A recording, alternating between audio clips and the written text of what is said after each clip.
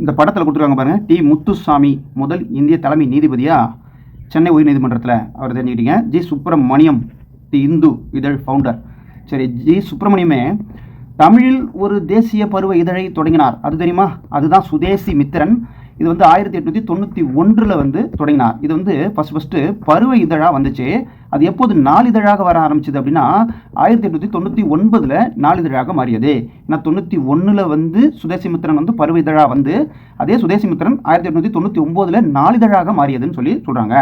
இந்த சுதேசி மித்திரன், இந்து, இந்த மாதிரி இதழ்கள்லாம் ஜி சுப்பிரமணியம்னு சொல்லலாம் வச்சுக்கோங்களேன்.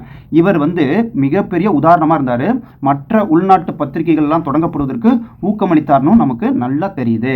இதில் மற்ற பத்திரிகைகள் என்னன்னு பார்ப்போமா? அந்த நேரத்தில் இந்தியன் பேட்ரியாட் இருக்குது, அதேபோல் சவுத் இந்தியன் மெயில் அப்படின்னு ஒன்று, மெட்ராஸ் ஸ்டாண்டர்ட்னு ஒன்று, தேசாபிமானி, விஜயா, சூரியோதயம், இந்தியா அப்படிங்கிற பத்திரிகைகள்லாம் தொடங்குவதற்கு ஊக்கமளித்ததுன்னு சொல்கிறாங்க.